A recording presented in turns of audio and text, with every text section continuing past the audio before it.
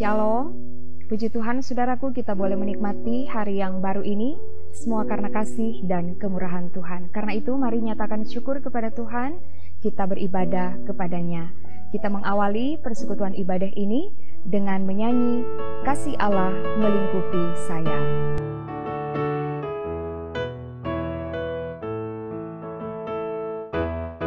Kasih Allah melingkupi saya, lingkupi saya selama-lamanya.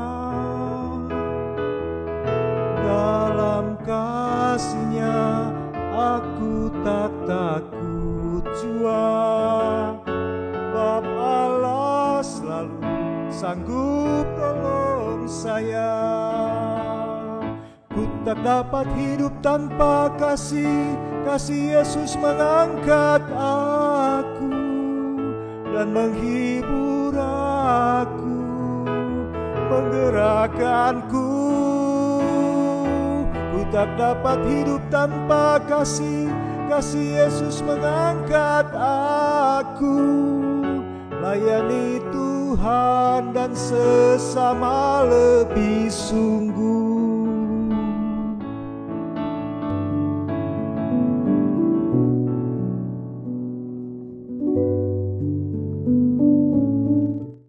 Saudaraku, sebelum kita membaca dan merenungkan firman Tuhan, mari kita berdoa. Kami bersyukur dan berterima kasih kepadamu ya Tuhan, karena Engkau menuntun kami boleh menikmati hari yang baru ini. Dan sebelum kami melakukan segala aktivitas, tugas kerja kami di hari ini, kami datang menghadap hadirat Tuhan. Kami bersyukur sambil memohon pertolongan Tuhan, supaya kami dapat menjalani hidup di hari ini dengan melakukan firman-Mu. Kiranya firman yang akan diberitakan boleh menjadi berkat dalam hidup kami.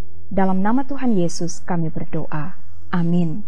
Saudara, mari kita membaca bagian Alkitab yang menjadi perenungan di hari ini dalam 1 Yohanes pasal 4 ayat 13 dan 14 berkata demikian.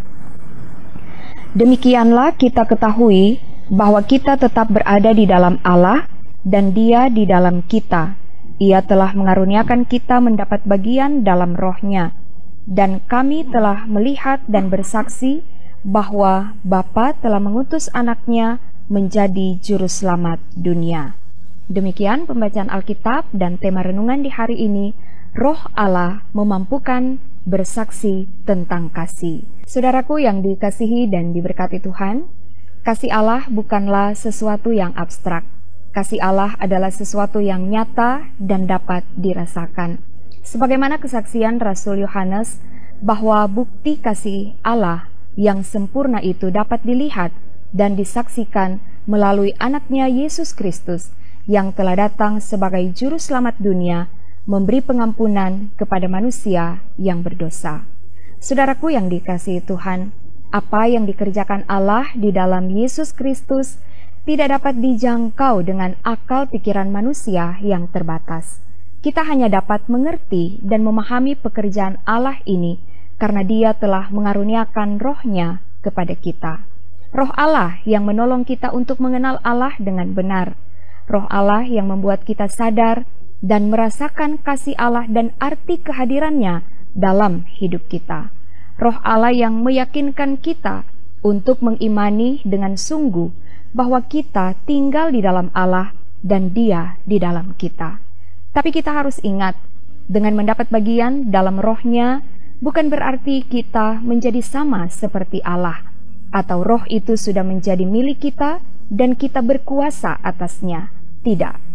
Justru sebaliknya, ketika kita menerima karunia Roh, kita menjadi milik Allah dan hidup kita dikuasai oleh-Nya.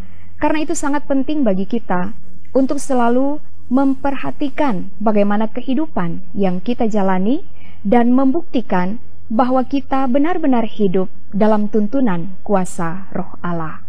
Saudaraku yang dikasihi Tuhan, salah satu bukti bahwa kita hidup di dalam Allah dan Roh-Nya berkuasa atas kita, yaitu jika kita hidup saling mengasihi satu terhadap yang lain.